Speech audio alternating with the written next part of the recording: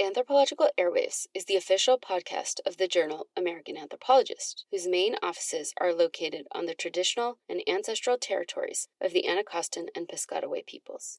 The Anacostia and Potomac rivers have long been places of trade and gathering for indigenous peoples, and Washington, D.C. is now home to diverse indigenous peoples from across Turtle Island.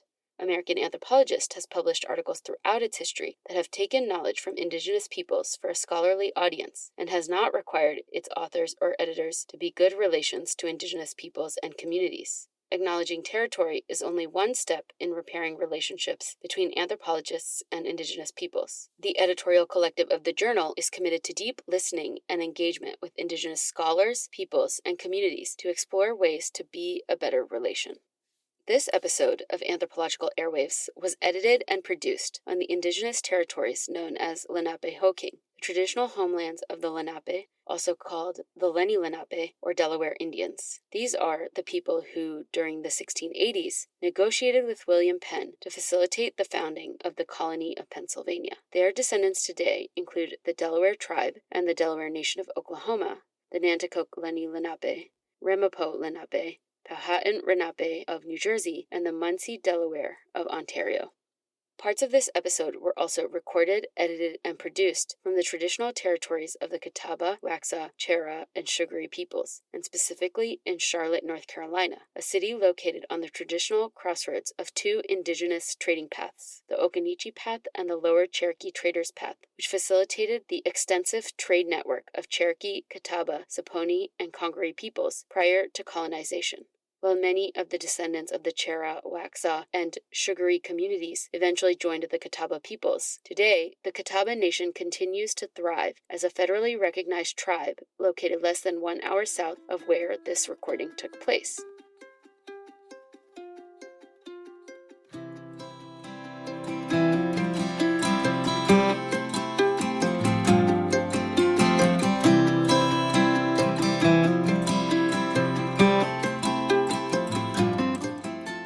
Hey everyone, thanks for joining us for another episode of Anthropological Airwaves, the official podcast of the journal American Anthropologist.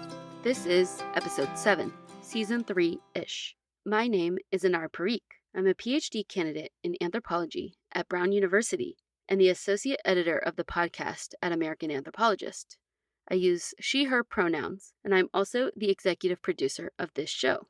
You might recall that last month, former lead editor and Anthropological Airwaves producer Kyle Olson introduced a 2-episode series of interviews recorded at the 2019 African Critical Inquiry Workshop, African Ethnographies Conference, held at the University of the Western Cape in Cape Town, South Africa, in 2019. Despite a somewhat extended delay, we're excited to be able to share the rich conversations Dina Asfaha and Sarah Rendell from the Department of Anthropology at the University of Pennsylvania were able to have with South Africa-based scholars Nosifu Magomezulu, Dominique Santos, and Carnita Mohammed about the concept and practice of ethnography. Last month, you heard Sarah's interview with Nosifu Magomezulu, a lecturer at the University of Witwatersrand in Johannesburg. Her research focuses on national and transnational youth cultures, nation-building projects in post-colonial societies, and community-engaged learning and teaching. This month, we'll round out this 2-episode series. First up is Dina Asfaha's conversation with Carnita Mohammed, a lecturer at the University of Cape Town whose research focuses on issues of race, gender, disability, and identity in post-apartheid South Africa. She is also a novelist, and her debut novel, called To Song, was published with Kwela Books in 2018. And in the second part of the episode, you will hear Sarah's interview with Dominique Santos, a lecturer at Rhodes University, whose work explores the nexus of music, play, dreaming, and heritage practices as they intersect with intimate experiences of the self, space, and social change, as well as on dreams and the role of dreaming in refusing the conditions of oppression. We hope you enjoy the show.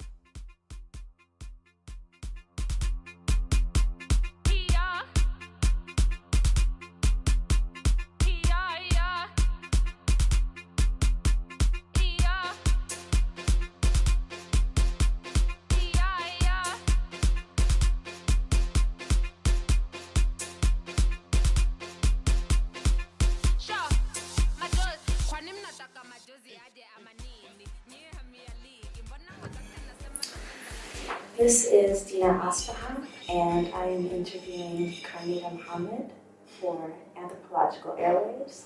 Hello, Carnita. Thank you for being here with us today. Thank you, Gina, for having me. So, Carnita, can you just tell us a little bit, beginning, you're a novelist as well as an anthropologist. Yes. Can you tell us a little bit about your novel called The Song? Thank you. So, Call to Song is a story about a married couple at first and the ways in which the marriage reflects some visions within South African society.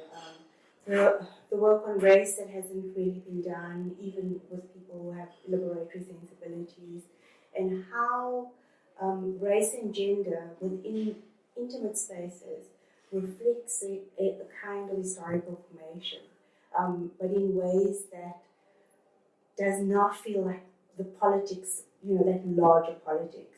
Doesn't feel like the macro political, but how it is expressed is actually in this intimate world. So this couple got married because she fell pregnant, and it's not a great marriage. And so we follow them, Kabila and Rashid. We follow them. It's set in the Cape Malay community in Cape Town. We follow them as the marriage shifts and Kabila's sensibility around the marriage shifts, and then the ways in which she remakes a life. Yeah, and so of course your research works, or in your research you really are focused on social difference, like you were saying, right? Experiences of social difference and also renderings of it through things like visual culture, and how we see that play out also through things like citizenship, right? So can you tell us a little bit more about, more broadly about, for you, the relationship between your creative writing and anthropology? So the novel emerged out of an anger with anthropology. I was at a conference and I was listening to a presentation where people within Cape Town were treated as ludic characters for an anthropological audience. It made me really angry. And of course one does the intervention within the space of the conference, but that's usually a very limited intervention. And it doesn't quite have the life that you imagine. And I went away and I thought about it. And at some point I said to myself, well, if you're this angry about it, you should do something about it. Because if you're, for those of us who can write a little, we're not going to be able to prevent the kinds of stories and narrations of lives that are reductive, that are cruel, that are misrepresentations. But what we can do is add to those archives, add a different modality of thinking about it, but also imagine a different audience. Because our audience necessarily is not the anthropologist within the anthropological space. Our audiences, are the very people who are being reduced frequently, the very people who are being treated as objects of inquiry that one can laugh at because you are so much better than they are, because they don't really see themselves, we do. And so that's where the novel emerged initially. Well, one of the points, I had a few things happen in my life, and so some of the ways in which the story emerges, came out of that moment. And I was also thinking about violence at the time, but trying to think about how violence works when it doesn't call itself, announce itself as violence. So, those tiny kind of psychological violences that structure and restructure a life that one could in some ways trace to larger ideological modes of being, like race, gender, sexuality, etc.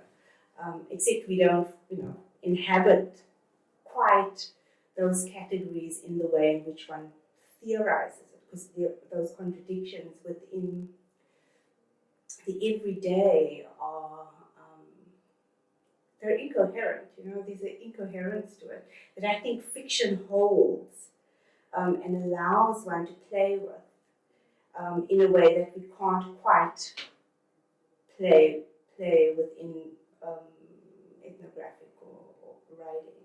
Not that, I think they do very different things, and both are very important.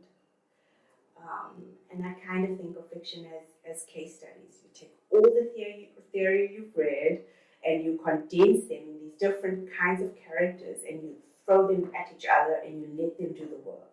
And sometimes they surprise you. That's fascinating.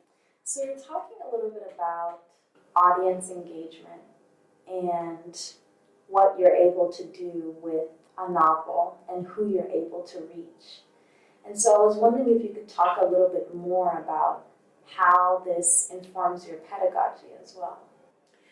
Well, one of the things I ask of students is, I think that it matters that we write ethnographic texts and we write for an academic audience or an expert audience, and that the language we use for an expert audience is not necessarily the language we'd use for a lay audience. And so it might be an unfair ask, but I think that, and our students are versed in multiple genres of communication, whether it is the podcast, whether it is YouTube videos, whether it's songs and music, and so I think it's really, really important to try and communicate some of the things we know to multiple audiences, which require different registers of engagement, different modalities of engagement, and to do it in ways which you love, things that make you happy, write in ways that make you happy.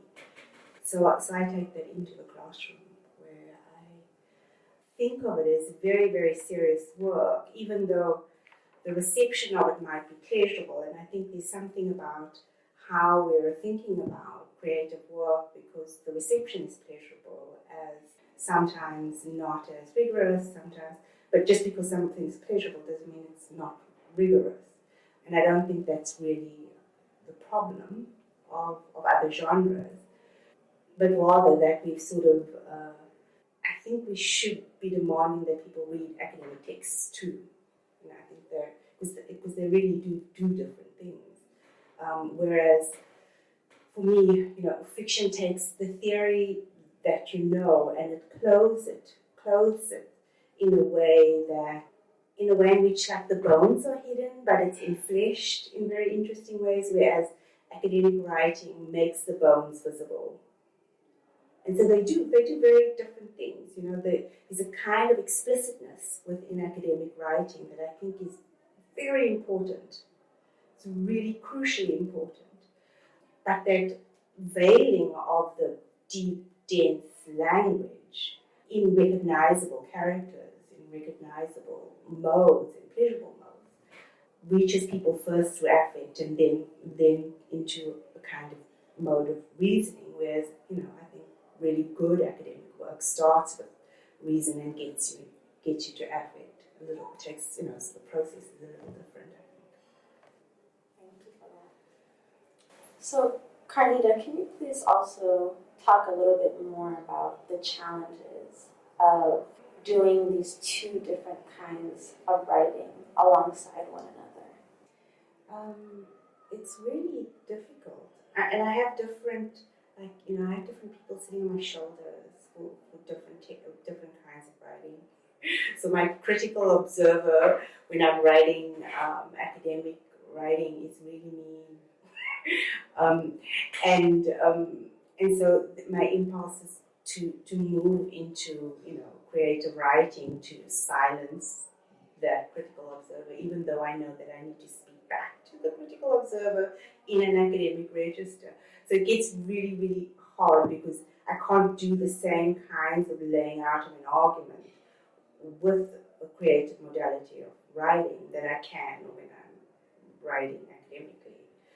And I'm constantly wanting to shift into the kind of flow that creative writing allows, whereas the slowness of academic writing, there's a slowness, the temporality is very, very different, for me at least. It might be different for others, but for me, the temporality of academic writing is it's slow and it's measured, and it requires that movement between reading and writing, and kind of slowing down. Whereas the creative impulse is to just take the sentiment, take the affect, and work from that affective register and render a scene that makes the affect legible in a way, which is much easier to do, in some ways. And so having to shift between those different temporalities, but also the different spaces through which those temporal unfoldings happen is quite hard, actually. So requires little rituals and different ways of getting into it. And I've kind of rested at you can't be working on two projects at the same time. You have to just work on an academic project and then work on a novel. And that's the only thing that's really worked. Because I think they draw from different places, and it's not that I really, really, really want to write. I have a story. I want to write it. I can see my characters unfolding. They're screaming at me, but I really have to finish. Writing this PhD. I've got to write it and finish it. It requires doing. So I think it's quite challenging. It can be quite challenging to actually hold off on moving into a project that allows you to do something funny with reading, where that passing out of genealogies of thinking, etc., that one does when you're reading for academic writing, that you can just, you can condense and summarize it in interesting ways. It's not uninteresting, in interesting ways when you're writing fiction. Yeah, and I'm, in speaking to you, I'm thinking about what it's like to prepare an academic piece of writing and what it might be like for you to write something like fiction, and sort of what that process is, the type of research you might do, the type of archives you might consult. And so what has that been like for you in writing Call to Song, for instance? What was your, or the archives that you might have been drawing from? Well, most of it was writing from a kind of situated knowledge, because we accumulate these stories that through which we understand where we're from and bringing all of them together, but out of context, because that's when you're writing fiction, you're being faithful to a sensibility of a context, not necessarily the context itself as it unfolded within a particular moment. So most of it is, the gathering of stories. So stories of people that I've known, stories that come out of my own experience, but again, placed within a different context. A lot of reading and a kind of cumulative body of reading. Because for Call to Song, the story that I'd wanted to tell was not the way the novel emerged, because my characters refused.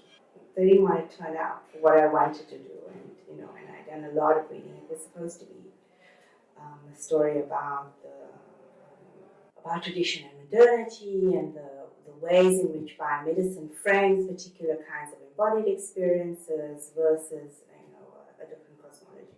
And so the reading that I did, a lot of the reading and the work that I done was around schizophrenia and thinking about mental institutions and this was not the story.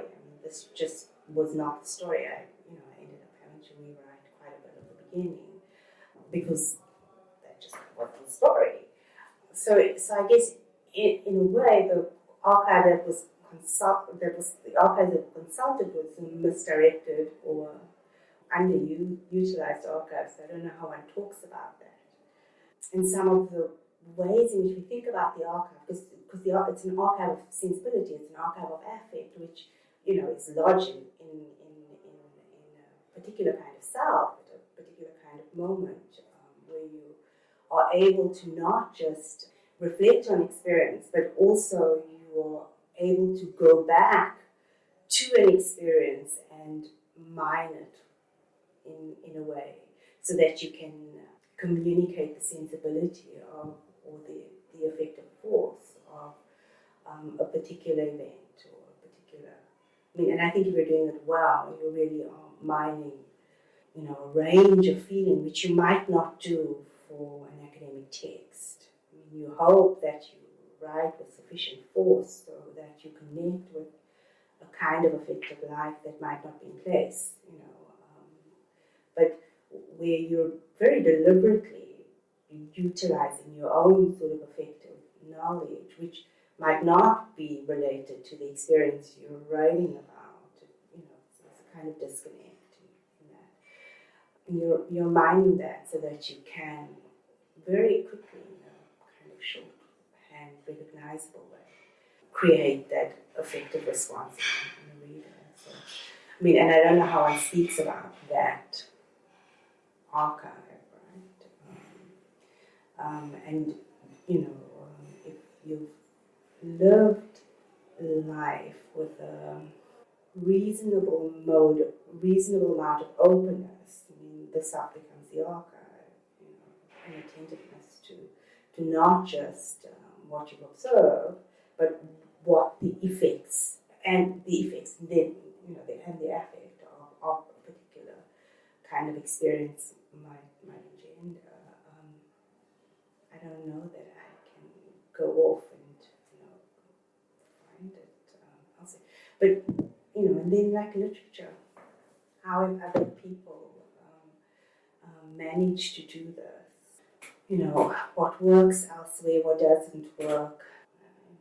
That kind of auto-adaptive training that kind of training one does when you're reading like hundreds of texts on writing and how you write fiction, so one of the things that I did, for example, was I did hundreds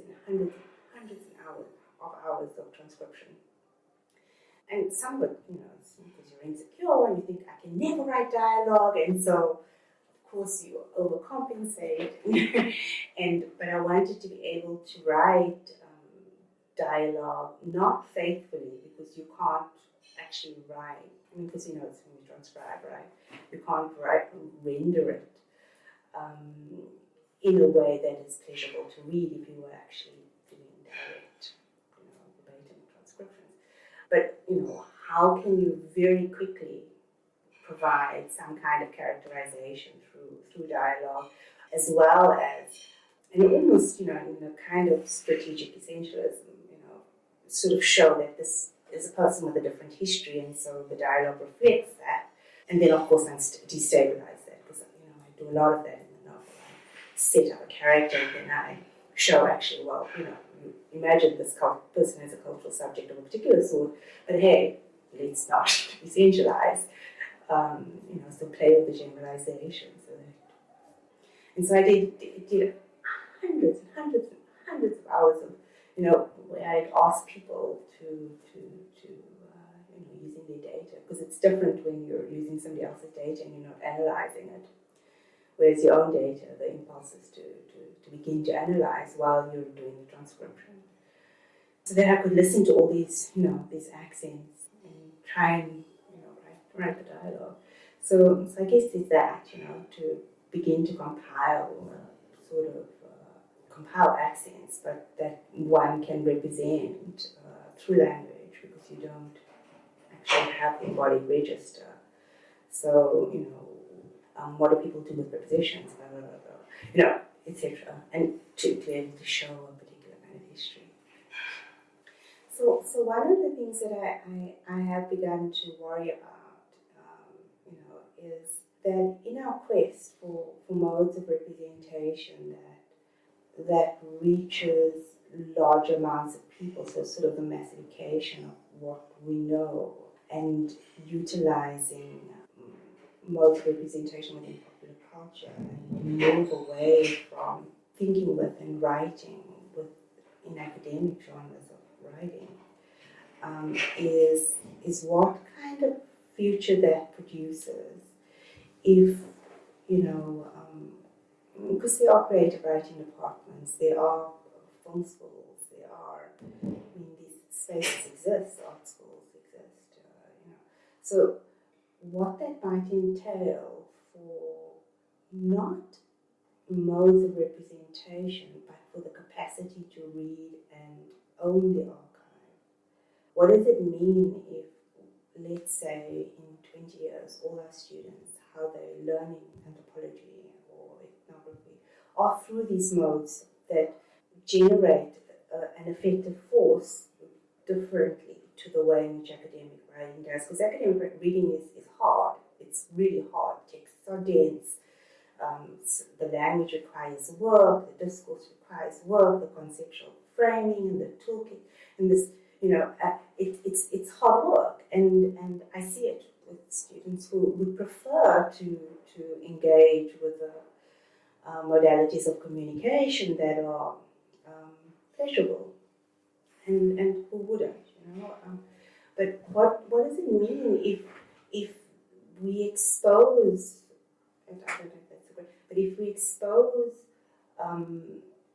new generations of intellectuals to these modalities, and enable large-scale refusal of academic writing that's written in a different mode, that's written in modes that feel alienating. And I think there's trouble there. Because what we're doing is we're closing off the archive. Is we're making that archive, that the work of engaging the archive across time and space much harder for those who want to engage that archive. That the tactics and the strategies of reading, not just writing, and I think those tactics and strategies of reading are crucial if we're not, willing, and I don't know if it's about will, but if it's about, if we're saying this language is dense, it's obscure, it does particular kinds of violences in the kind of labor it expects of us, we're also doing something else, and I worry about that, because I do think that, an expert audience is not a lay audience, and to collapse those audiences is to do something which I think might give us a lot of trouble in 20 or 30 years, and so I've been thinking about that a lot, that, how do you do the two kinds of work at the same time,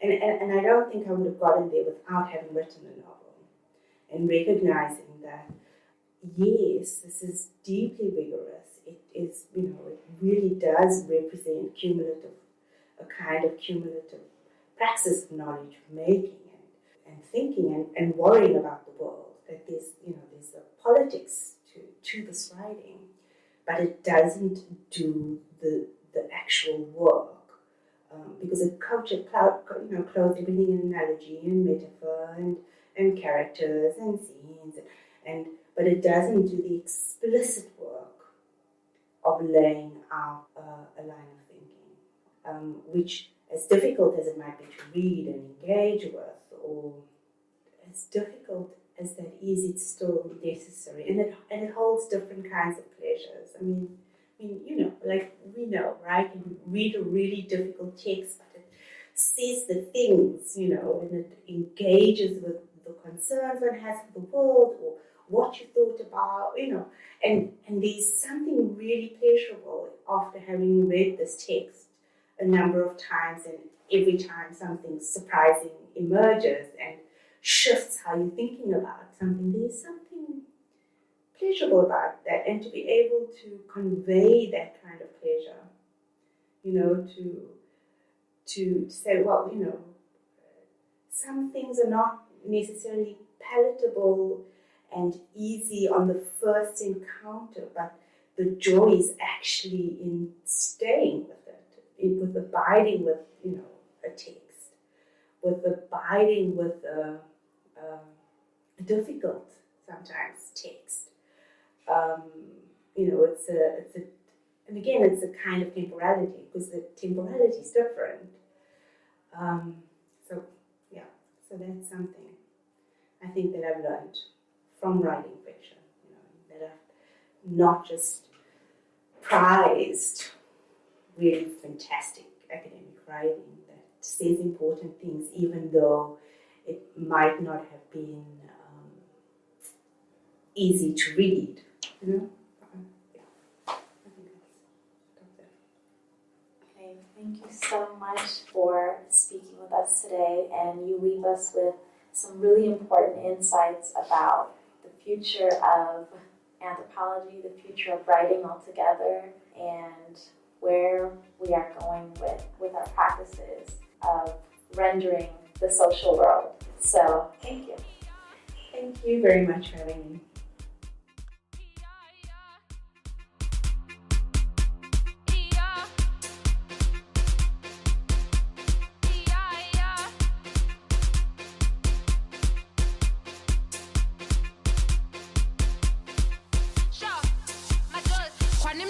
majozi aje ama nini nyie hamialiki mbona mwenzaka nasema napenda lakini yeye haniambii haweza kashindwa kifungo hata mia. Hello, I'm Sarah Rendell, and I'm here in Cape Town, South Africa with Dr. Dominique Santos. Welcome, Dr. Santos. Thank you. Dr. Santos is currently a lecturer at Rhodes University, and she is an anthropologist by training. That's correct? Mm-hmm. Yeah. Yep. So I was really excited actually to hear about throughout your academic trajectory. I'll do that again. Okay. I wanted to actually start this interview asking you a bit about your academic trajectory. Yeah. One that has been organized by a commitment to unsettle the coloniality of being, the words of Sylvia Wynter. Mm-hmm. I wanted to hear you tell us a little bit about what that trajectory has looked like for you. Okay, well, it's been an unsettled trajectory. I'd call it a crooked path into academia. One that was not planned or particularly intentional, but has sometimes felt almost directed by things beyond my control. Almost a pushing of circumstances that have kind of created moments of serendipity that opened doors. And then moments of absolute frustration where it felt like no forward motion was possible at all. So I came to academia kind of via a less conventional route than most. I left school without doing very well in the UK. I'd moved to the United Kingdom as a teenager from South Africa. And kind of, our family life kind of fell apart, and I was very much sort of raising myself and, not doing the greatest job of being good at school. So after school, I kind of flitted around. I did an access course in media at a kind of community college in London. Got a job in a video shop. In the olden days, we had video shops. And I guess I felt like, okay, where's life going? And I had a friend who was doing a degree in anthropology and communications at Goldsmiths. And when he told me about it, I just thought, God, I want to do that.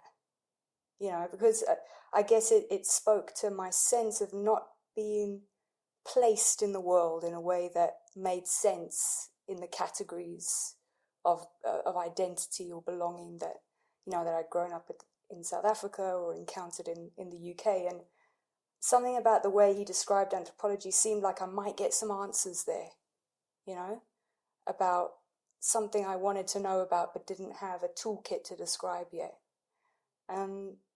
So I applied, and I applied only for that course, Anthropology and Communications at Goldsmiths, nothing else. And I remember my boyfriend at the time, his mother helped me do the university application form, and, because it was all just, very much not my comfort zone. And they called me for interview because actually it kind of corresponded with this enormous expansion of higher education in the UK in the 90s. So yeah, they wanted bums on seats. So even though I'd done really badly at school, they called me for an interview, and I was so desperate to do something more than work in the video shop that I just read all the anthropology I could find. I remember reading something by João Pina de Cabral about like Portuguese, fertility figures in some backwater in the Alentejo. I'm probably getting that all wrong. But, I was like, I really wanted to perform well in this interview. And I must have done all right because they offered me a place, plus that whole expansion of higher education thing. So they needed they needed the numbers. But as it turned out, I was quite good at it, university.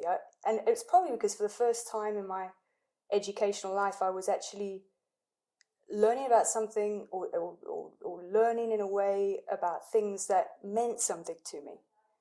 And I do think it sounds almost religious, doesn't it? Like a conversion story. But I felt a little bit like Neo in the Matrix. That film where there's a point in the film where he suddenly kind of gets how to operate in these multiple dimensions, and he starts picking bullets out the air. And that's a little bit how it felt. Like I was getting this information that was helping me to pull the bullets out the air about why the world is the way it is, why I'm in the world, why, bodies are the way they are, and all the rest of it.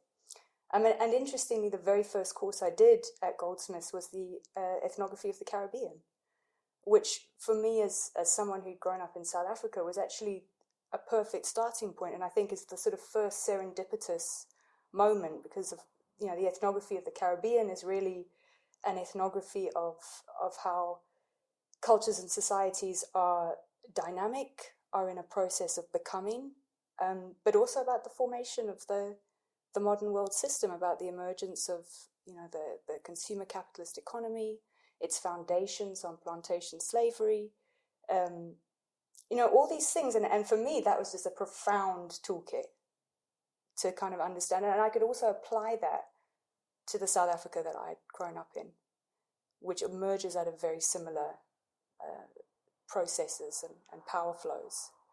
Well, the same ones, right? They're all just circulating. So I did well, and I got a first class degree, and actually in the course of the degree, I kind of became obsessed with knowing more about South Africa, where I'd grown up. So every essay, everything I would try and write about South Africa because I wanted to know more. And I did my undergraduate thesis on Kwaito music, which is a post-apartheid youth cultural form of electronic dance music. And I was a house head. I was really into garage and UK garage, all of this in London, and kind of returning to South Africa for the first time in those university years, I found that music was a bridge for me, but also it spoke to a kind of global flow of beats and dance that helped me to connect the dots between disparate places. So I got this first class degree and thought, didn't kind of know what was coming next. And someone just made an aside to me, a teacher who'd really inspired me, made an aside saying, "Oh, you should come and do research with us." And I went, "Should I?" That had never even occurred to me. I could do that. And I went and chatted to them, and I wasn't thinking straight, because of course if you're thinking straight, you'd probably see where else you could go to do your research, or who's the best sort of fit for you. But I was just so grateful that someone had said, "Come and do research with us." I just went straight there, back to Goldsmiths. And I got some funding and started a PhD straight after the degree with a kind of Masters of Research sort of stuck onto it. And this PhD was meant to be about kind of continuing this work on Kwaito and post-apartheid youth culture. But it didn't end up being about that at all. Because, and this is the thing with ethnography, with anthropology, it's not lab conditions, it's life. And for me, returning to South Africa to sort of do the research for this PhD, it was a big homecoming for me. And I was a performer as well. I was, by this point, DJing myself, and I came back to Joburg. Joburg was where I'd grown up, and reconnecting with people there, with people I knew, and just, I guess, rediscovering a sense of rootedness in the city, coming back round again to a place I'd left as a teenager, and was coming back to a country which had profoundly changed since I'd left. I was playing out and, doing all kinds of things, and not even sure that I wanted to carry on doing anthropology. I was kind of doing quite well as a performer, and opportunities were opening up for me there, and I was very much on the brink of saying, you know what, actually, the performance side is where I want to go, actually, and then I got pregnant. I had a little baby. And that threw everything out. And it threw everything out because I was, like I said, kind of ready to give up academia and go on another path. But I was pregnant, and not a well-resourced person. Neither was my partner at the time, and well, he's still my partner. He's now my husband, and we've got 2 more children. Just so you know, there's a lovely happy ending here. But there was this sense of, okay, survival mode. So my research funding gave provision for maternity leave. So I kind of stayed with this academic trajectory because it was supporting me with resources to kind of live out what was playing out in my life. But having this baby was like a big shock because, I had the baby in the UK to make sure she had a British passport, and then came back to South Africa, and she was very small, and found myself very isolated in Johannesburg. And off the back of that, none of my friends had babies, all of this stuff, and it's a hostile city for, women and children generally. Sorry. Shall I say that again? Sure. And then while we're on a pause, if you could talk more in this direction. Yeah, sure. I don't know if Sorry. Dina, you want to come sit here. I feel that's... Oh, yeah, sorry. It's all right. You were saying it was a hostile... Yeah, it was a kind of hostile environment,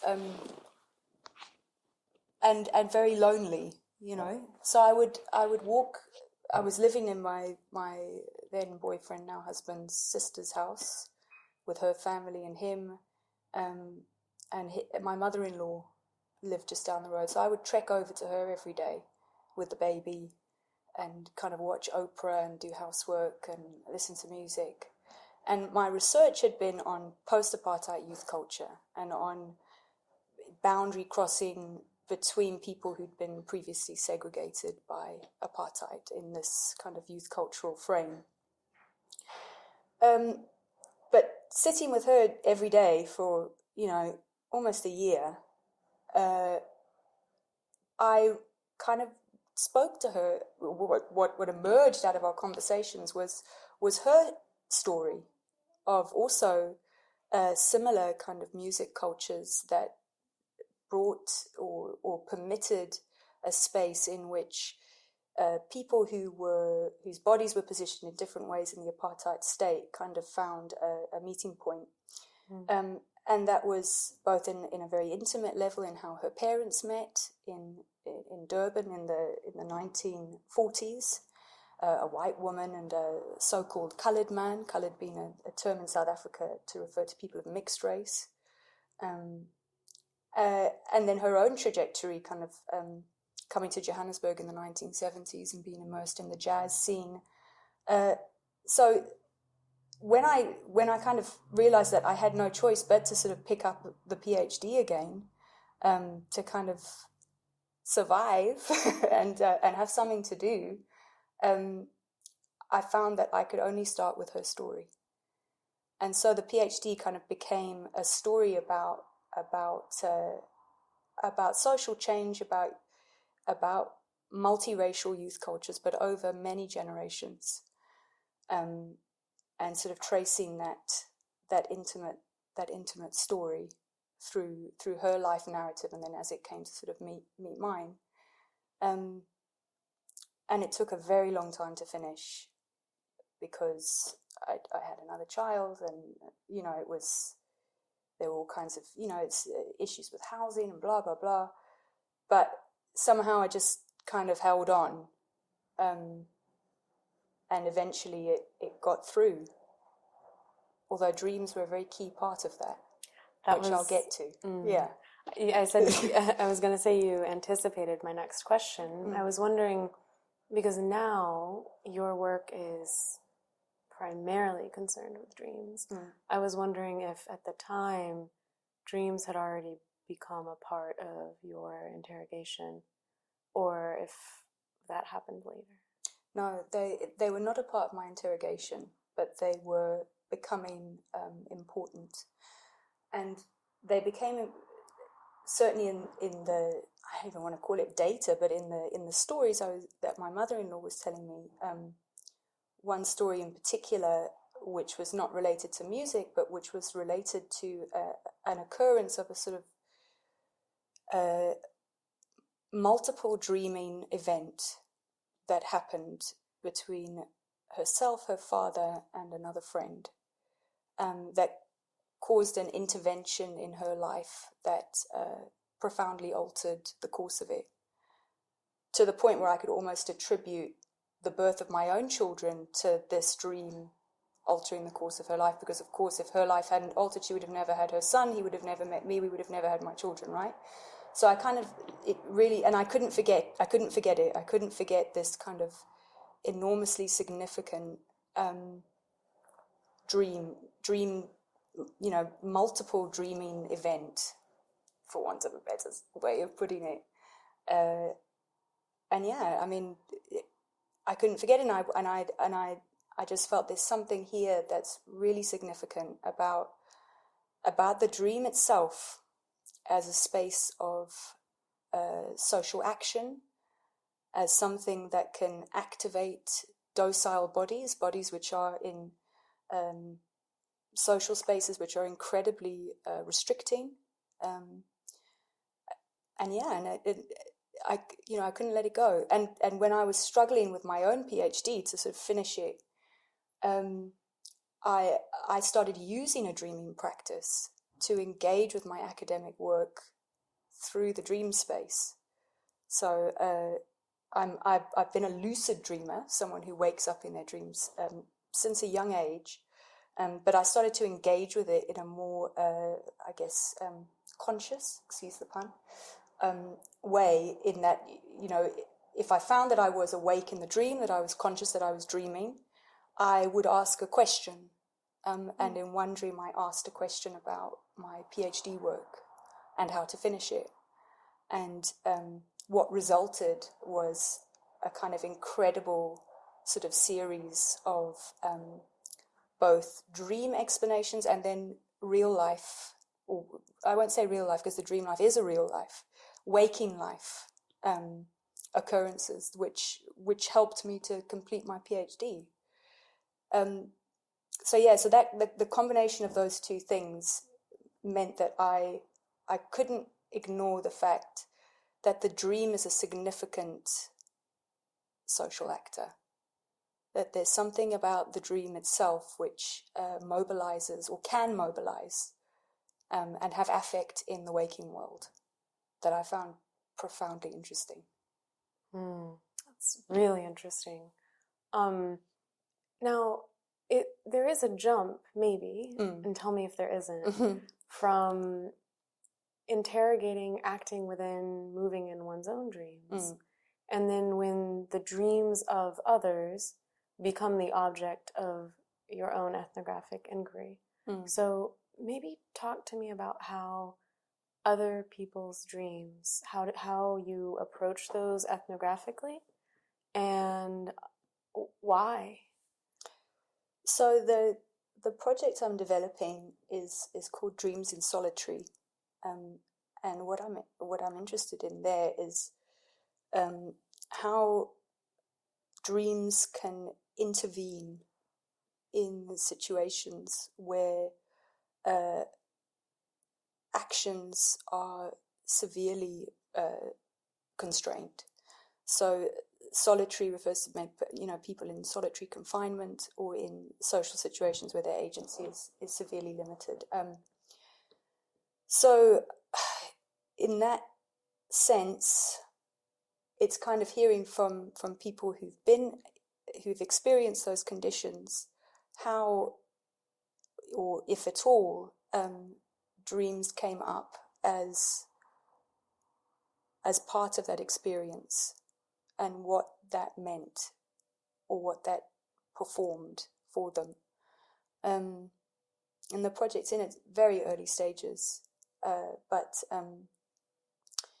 in one example, a woman, and I'm particularly interested in the South African people who were in solitary confinement during the South African liberation struggle era.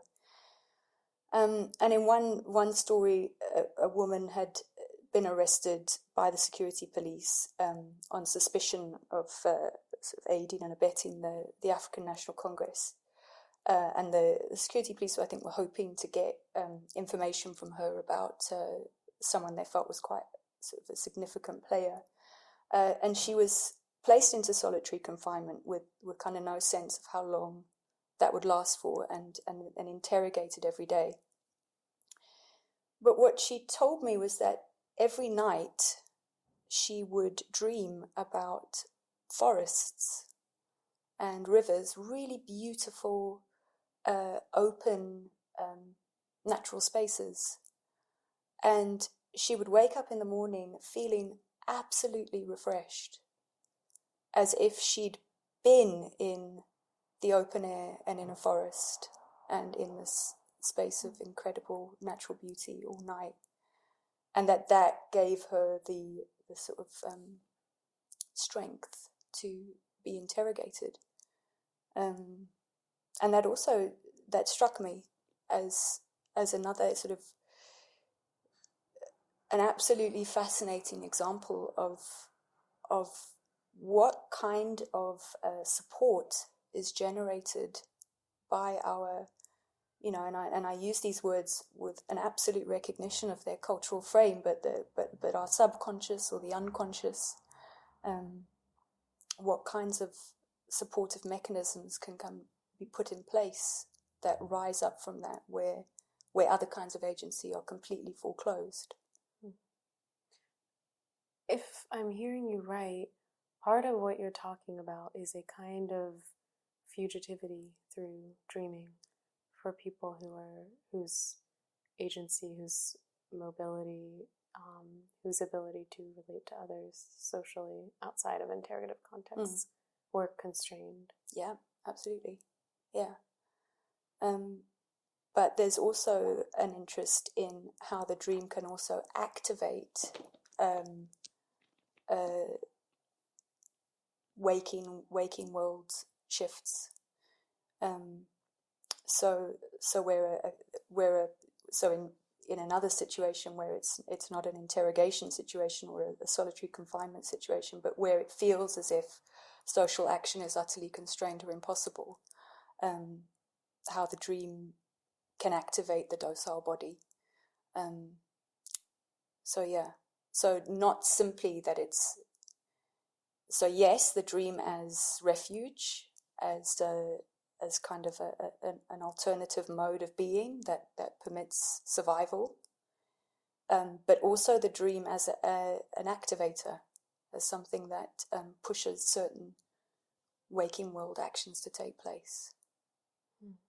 Yeah. And you've used the term subconscious refusals in dreaming. What does that mean? Well, in the examples I've looked at, it feels as if in the situations experienced, there was a sense of capitulation to an authority or a situation of imprisonment that was unovercomeable. It cannot be overcome, sort of surrender to that. but something else comes to refuse that condition. And that something else is the dream. And that is interesting to me. And I think even the term subconscious is probably one that must be interrogated a little more fully, because that also, I think the word subconscious implies, it kind of limits it to an individual kind of mind, right? But I kind of also get a sense of something that breaks down this idea of the individual body being a kind of self-contained entity, and that the dream world is sort of something that is less limited, and that subconscious makes it feel like it's just within a person, but it might be more productive to consider how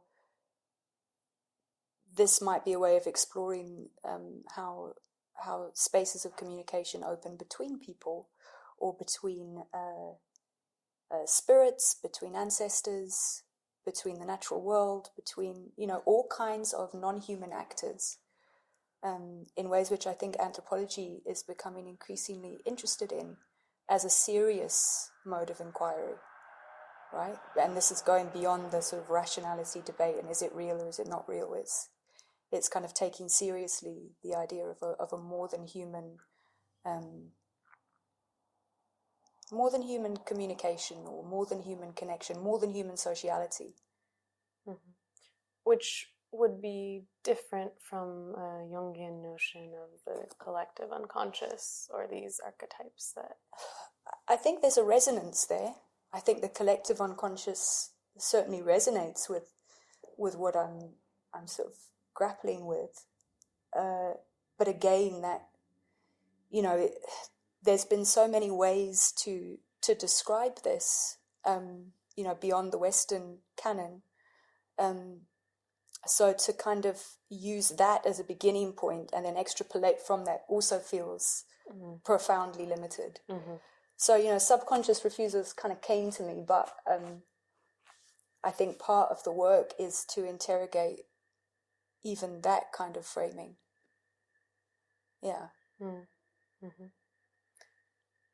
Have you tried to enter into conversation with someone only to find that they don't dream, or they don't recall dreaming? In other words, for whom is the dream not this useful space? Absolutely. I mean, this is the thing. And that's also what's interesting. Why do some people dream in this way, and why do others not? That's not a question I have an answer for. But it's interesting to me. It's also interesting when people who don't dream, or don't have a cultural framework for taking dreams particularly seriously, have one really significant dream, or find themselves acting because of a dream, So yeah, and that for me speaks to something that is more than simply a belief system, or a set of cultural practices, or a propensity for dreaming. But yeah. Yeah. And this is a question, I think, a bit about method. I'm curious how you... Do you take field notes on other people's dreams? Do you do interviews with them talking about the dream and how it's affected them? How do you listen for dreams? So far, and this may change as things develop, but so far I've really only worked with people who I know, or whose stories come up through the course of another kind of interaction.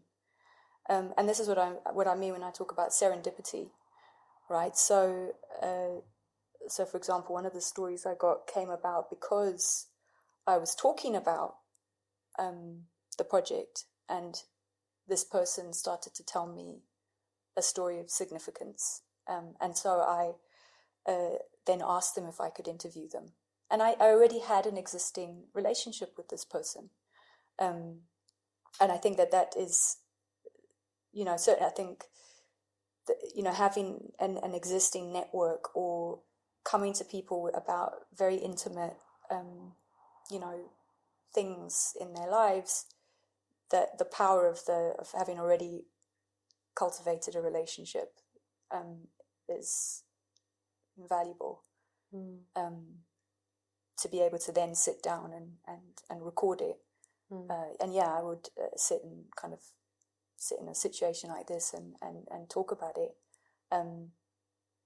So there's the formal recording, but there's also the sort of way in which you come to the story in the first place, which is not formal. I don't know how this will change if I were to try and kind of extend the range of people I'm connecting with about things like this, and how to kind of consider the methodological implications of that. But yeah. And why dreams and not fantasies? Or are you also concerned with fantasy? Well, no. I like a bit of fantasy. But for me, the fantasy is coming from a place of intention, right? Whereas the dream comes from something else. And when I say that, there's all kinds of dreaming practices that can be done intentionally, right? Dream seeding and, my own lucid dreaming adventures of intentionally asking a question in the dream. But there's an interaction in the dream with something that has almost a power and a life of its own. And I'm sure there's a better way of putting that, but that's the only way I can express it right now, is that there is a sense of being in conversation with something more than yourself. Whereas a fantasy is something else. It's another modality.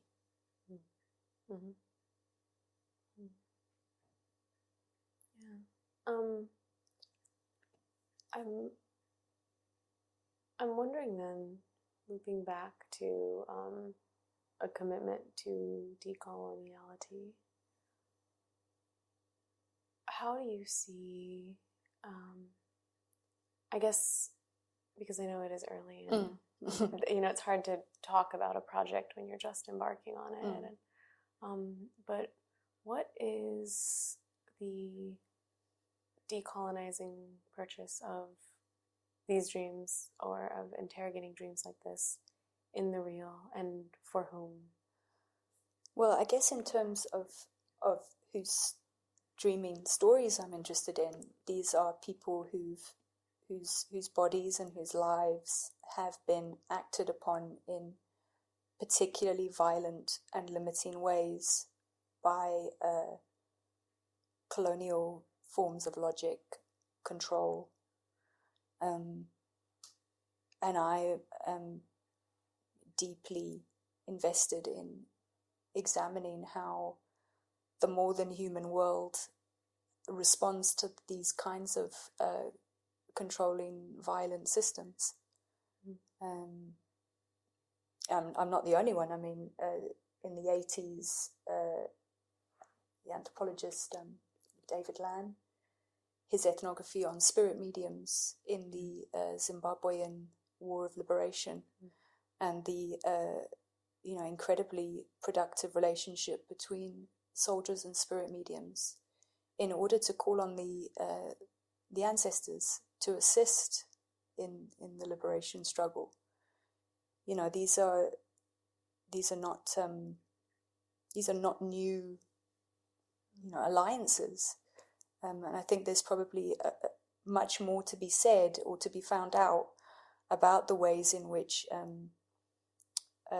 struggles for self-determination, for liberation, to refuse conditions of control and violence, have been supported by relationships with the more than human world, whether that is ancestral spirits whatever. And dreams are, of course, a very important space in which communication with the more than human world, particularly ancestral, the ancestors can take place. And in the Southern African context, that's well documented. The dream as one of the places where contact and where communication can take place. Mm-hmm. Mm-hmm. A place of contact and communication that isn't the immediate everyday moment that might be profoundly oppressive for the person who's there at that time. Yeah. Mm-hmm. And otherwise, yeah. Mm-hmm. I mean, I think certainly in the Zimbabwean case, this was an absolute military tactic to draw on the technology of spirit mediums in order to support the liberation effort. And I think that also that, there's a caveat, which is that it's not that these forces or this, this way of engaging with the superconscious, the unconscious, the subconscious, the more than human, is always utilized, against oppression. I mean, in a way, I think looking forward into the, I don't know, whatever our future looks like, and the fact that there is a real sense of power at work in this, power that can be mobilized and directed. And I think anthropological work on witchcraft across Africa, speaks to how, power is, and the play of power and how it's used and by whom and against whom is a profoundly important part of considering this as a realm of social action. I kind of keep an eye on how lucid dreaming, for example, is being deployed in all kinds of corporate and tech contexts to generate ideas, to generate innovation, right? Mm-hmm. To engage the dream in order to, serve the interests of, the new realms of consumer capitalism. I mean, this is not a dimension of sociality which is exclusively the province of a counter or a decolonial narrative. It's a realm of power, and we must take it seriously.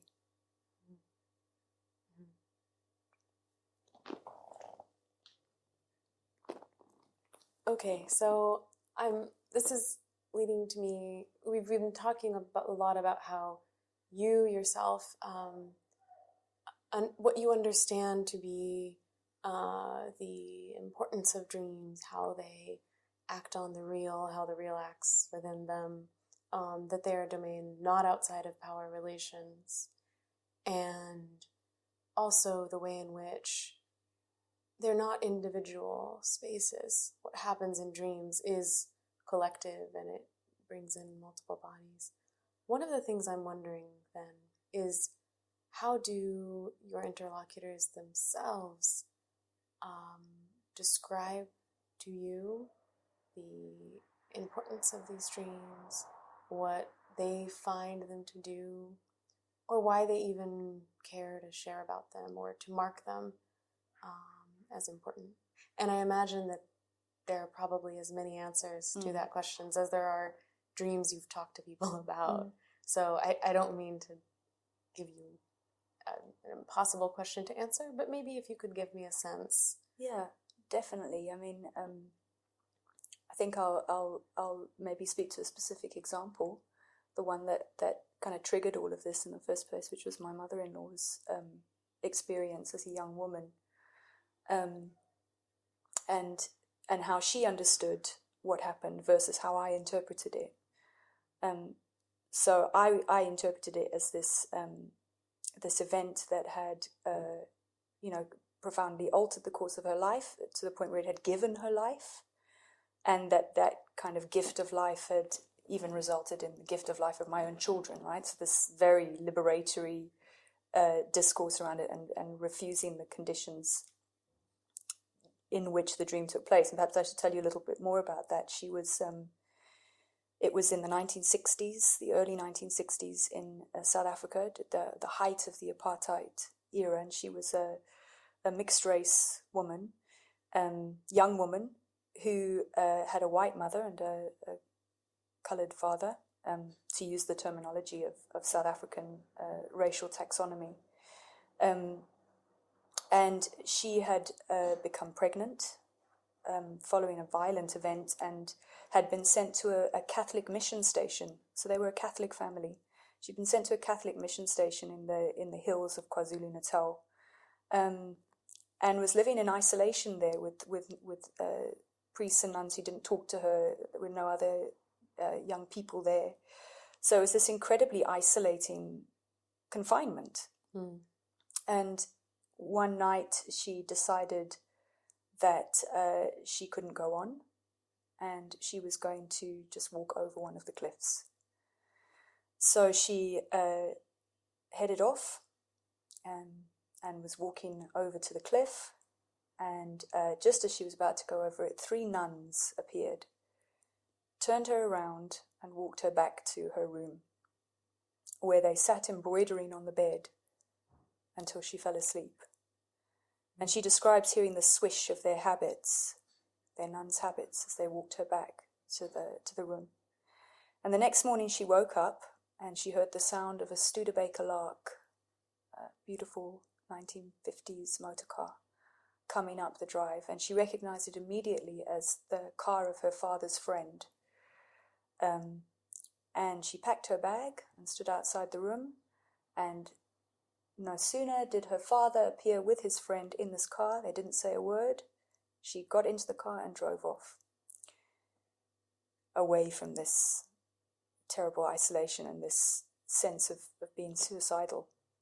And her father told her, when they stopped for a pie and something to eat, he told that he'd had a dream the previous night that he needed to get her. And when he called his friend Peter in the morning, his friend had also had a dream the previous night. And so there was this convergence of what seems to be a sort of miraculous intervention and 2 dreams. And we've spoken about it since quite a lot, and she thinks perhaps she wasn't awake when she went over the end, that was also a dream, but that she wasn't even aware that it was a dream. It was so real. But either way, I mean, it speaks to a kind of an enactment of the despair she was feeling, and prepared to sort of end her own life in order to escape what was an impossible situation. But she's also reflected on how she felt about it at the time. And how she felt about it at the time was that it was God who had intervened in her desire to end her life. It was God who had stopped her from going over the cliff. God who'd sent the dreams to her father and his friend. And she was actually angry with God. Because she was like, I didn't want to live. I didn't want to live. She had the baby was taken away and given up for adoption. She was devastated and she didn't want to live, and she was angry with God. She put, her words were, I was angry with God for years. For years? For years of being angry with God, before she kind of came to a different relationship to what had happened. So in her telling of the story, there is actually many years of not even wanting that intervention, of not even recognizing it as something that was opening up the possibility of life for her. That was only to come many years later. And and then the framing of it being an act of God. But that's also something that I take seriously. And I think I spoke to it earlier about not limiting the interventions and the sociality of the dream to an individual's body, or to the subconscious or the unconscious as it's kind of understood in Jungian or Freudian terms, but to recognize a kind of power inherent in it that is more than human, however that's conceptualized, as God or ancestors or whatever. Wow. Well, thank you so much, Dr. Santos. You're welcome. Doing this interview with us. It was nice. Thanks.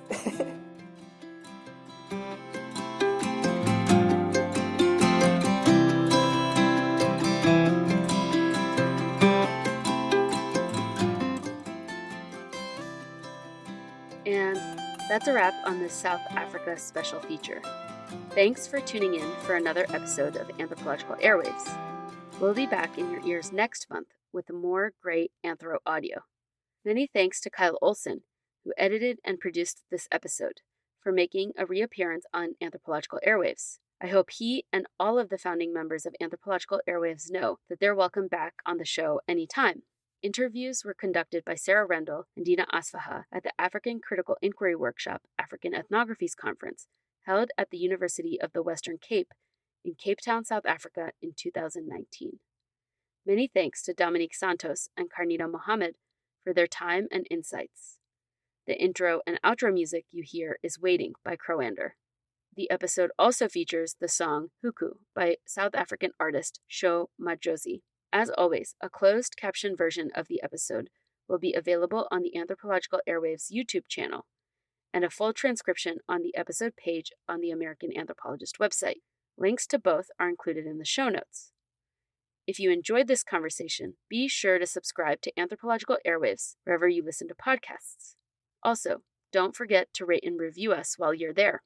A 5-star review in particular will help other listeners find the show. We would also love to hear from you in general.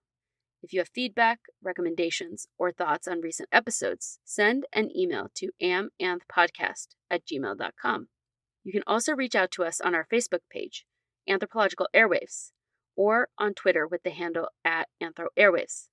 Find links to all of our contact information in the show notes and on the Anthropological Airwaves section of the American Anthropologist website.